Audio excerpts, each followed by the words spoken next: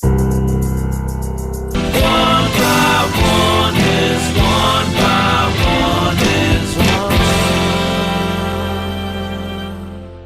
many. In the text, they say 1 by 1 is 1 too many, and I found in the Stockholm Declaration many similitudes. It's time for action is now, enough is enough. And then I thought, with our activity for Vision Zero in cities, we should have 1 by 1 also, and that would be a good intro.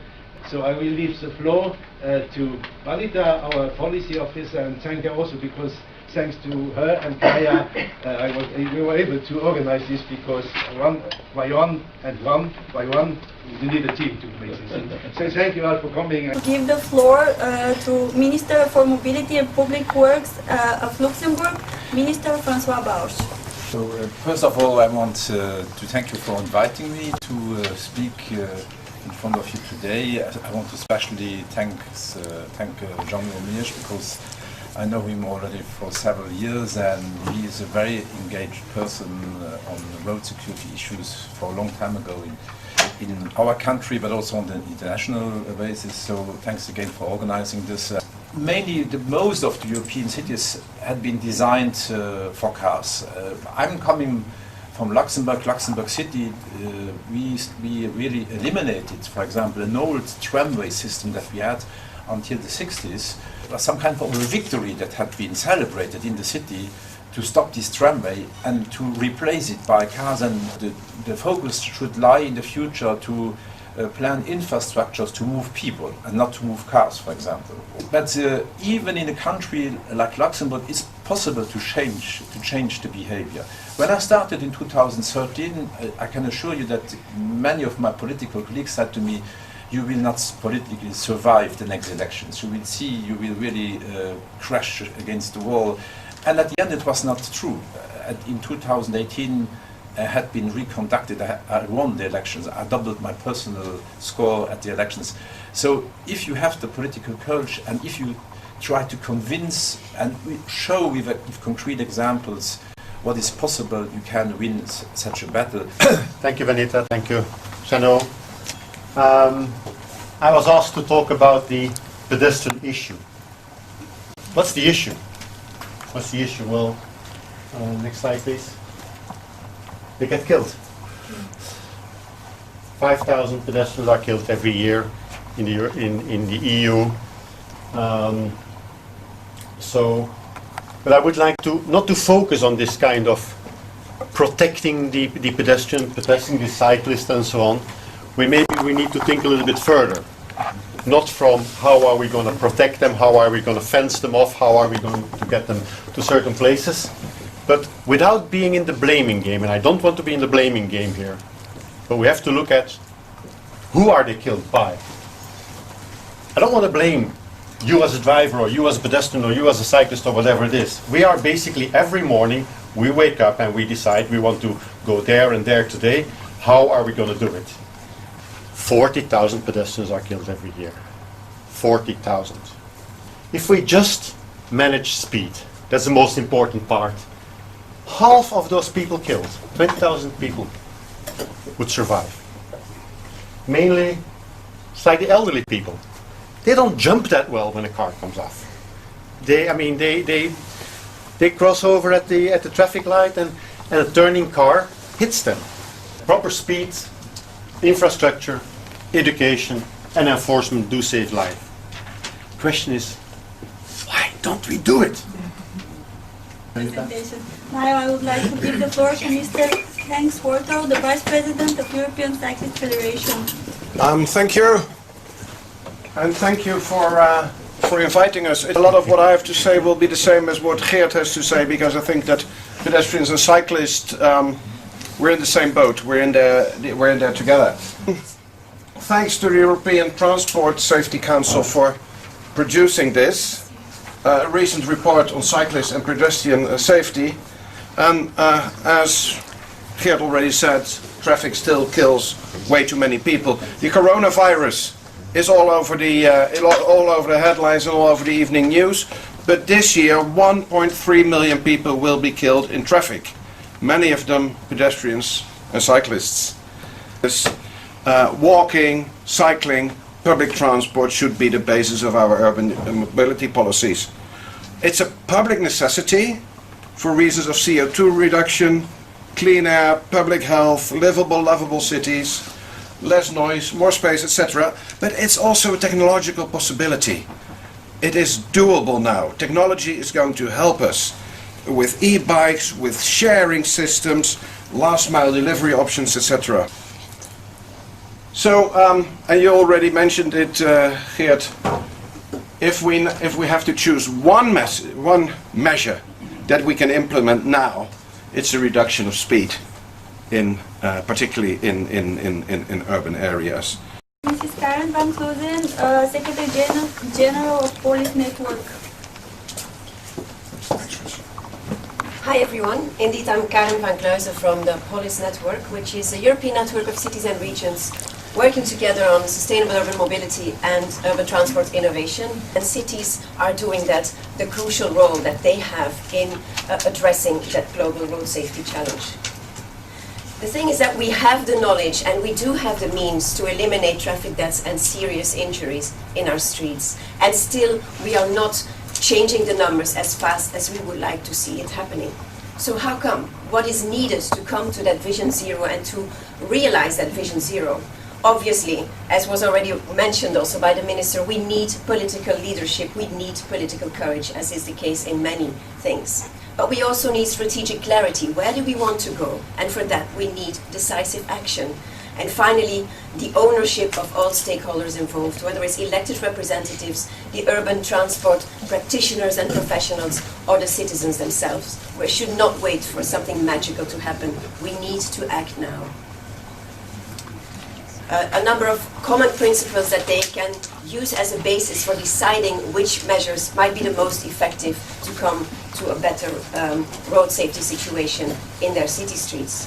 And that's why we launched the Paradigm for Safer City Streets last September at the occasion of the European Mobility Week, which was focusing on safety, where we put 10 principles together on the basis of which I think a good road safety policy can be designed. So we have been promoting our 10 principles, our new paradigm, to many cities, and several have already signed up, as well as international organizations as well, such as FEVR. So I would encourage you, if you haven't done so, to also join us in endorsing the principles. It's very hard to disagree with them, I can tell you. So please have a closer look. There are a couple of copies for each of the principles. There's also some more explanation. So help us empowering the cities to act now. Thank you very much. That's already a challenge to spell my name. Yes. Europe has started in the 90s. It started as a pilot program of 3 member states, Sweden, the Brits and the Dutch, who said that it's not possible to have a not safe infrastructure. And when looking on the safe system approach, they said that we need to have a type of a Euro NCAP, a rating, I would say the safety of the infrastructure also. So what is a 5-star city? It's a policy and a partner approach to promote a safe 5-star streets for both pedestrians and bicyclists. But at the same time, when we're talking about a 4-star street, we're talking about, again, low speed, but also sidewalks and crossing facilities for this type of users. What we need is a 5-star street, a street that has both low-speed environments, sidewalks and crossing facilities for both the road infrastructure and the traffic seats, and also the number of lanes. You may have noticed what is the paradigm shift. We're talking about bringing 1 2-star street to a 5-star street. So what we're measuring in the RAP protocol is a number of attributes, of how we call them the 52 road attributes. But what is measured for both pedestrian and bicycle star ratings is many type of factors when you're looking on the safe infrastructure and the quality of infrastructure as well. So Eurorap started small but ended up big, and we are also very grateful to start it with 32 members in the European region now, with more than 100 countries and around 1 million kilometer star ratings, 1.4 million cross-street maps, 22,000 people trained, and more than 76 billion investments made in investment as well. Thank you very much. And now I would like to invite Mr. Robert Torvalainen, Public Policy Officer of Uber. Very happy to be here. There was a question when I had a chat outside the room before the event started. Why is Uber here? Uber is here because safety is a core focus area for us and really a key priority for us. And I think, as many discussed already, I think the way we look at safety is that it's not about the safety of an individual car or individual bike or an electric scooter, but it's really the safety of the whole the system and the safety of our cities. So we're working towards creating this culture of safety. But we're also a big believer in the power of partnerships, and I think that's also one reason why we're super happy to be here. Because obviously we cannot do these things alone, and we shouldn't do these things alone. We are very proud of our collaboration with MAD, Mothers Against Drunk Driving in the US. I think we've partnered with them for over 5 years. It's quite easy to understand why we partner with them and they partner with us. If you're out in the city and want to have some fun, I think it's better to leave your car at home and then you can find a safer way home through using our service. Maybe as one last bit on the partnership one, now that we're in the Nordics, we've been also a very proud supporter of the Finnish and Swedish cycling associations. They have a great winter cycling campaign and we've been supporting that work as well. So I think we are very interested and open to partners and finding ways we can pile resources together and find impact through that. Okay, so good morning to all of you. For the round table, a round table indeed. So, we have in fact a very important week, which we started yesterday, and I will say it's a unique opportunity to put people who have a passion to create a better world on better roads. And I want to commend all the action from FEVR, Fédération Européenne des Victimes de la Route. And I came a bit earlier because I was quite interested to see some presentation from a pedestrian organization, cyclist organization, and contrary to other pandemics, we have the prescriptions. It's around education, law enforcement, level of vehicles, level of road infrastructure, and here I commend the work of Europe and IRAP globally, and post-crash care. We will hear the prescription, we will hear the solution, the resolution, the declaration will be also essential. But what we need is proper action. And proper action, it starts with lobbying, like your organization is doing very well. Contact with governments to make sure that governments are listening, and here we have a unique opportunity because we will have more than, I think, about 140 government representatives. I think that the best team, we can run all together to address this carnage, and really in 10 years I hope we meet with significant results in order to have less victims on the road. Thank you. Thank you. And I am happy that our chair of the roundtable is here, so... But I thought I did my roundtable. We can continue. So, Mr. Baldwin, I would like to invite you. I want to, very briefly, because I know, Jean, you have to leave shortly, address why I'm intrigued by this FEVR challenge. A lot of people say to me, 0 by 2030? Is that realistic? Is that practical? I don't care if it's sensible or practical. I actually happen to believe that it is. It's the right target. It's welcome for Europe's cities to go for this, and I think the world cities as well. But the specific steps to make our cities safer, we know what needs to be done, and we can do it. And many of our cities are pledged to do it. Many of our cities are introducing those measures as we speak. Broadly speaking, however, we face still a design problem. Too many of our cities are designed to be dominated by cars and other forms of motorized transport. If you look at the pattern of fatalities, even just here in Stockholm over the last 10 years, I think I'm right in saying more than 70% of them have involved motorized vehicles. If you look at the global pattern of fatalities in cities, 80% of them are now occurring to vulnerable road users. And why?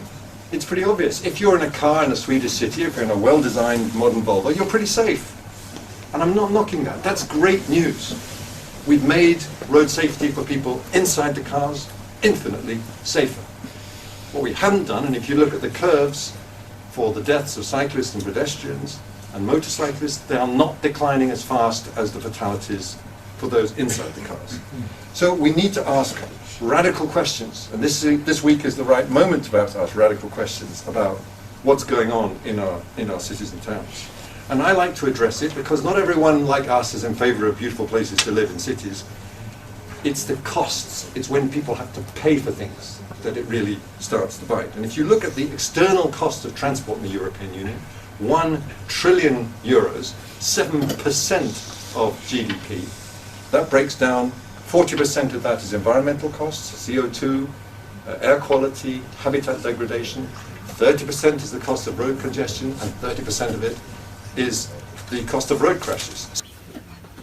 Good afternoon, everyone. I'd also like to apologize for arriving late. I had such a remarkable opportunity to spend a fair part of my morning engaging the school children of the British International School of Stockholm.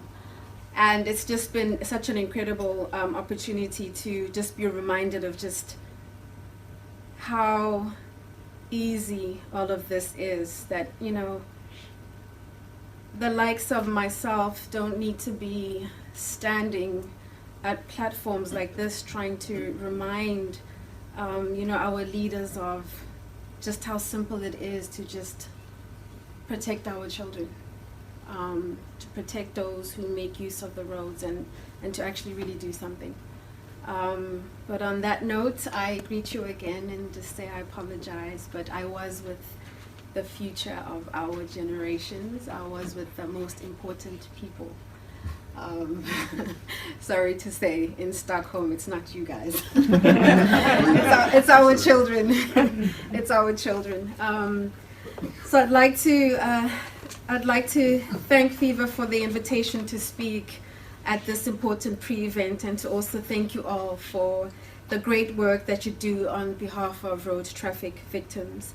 I believe that each and every one of us can actually make a difference in the lives of those who are especially in need, and in the lives of those who, much like ourselves, have experienced the unresolved pain of death. I speak to you today as a mother whose daughter was a victim of drunk driving.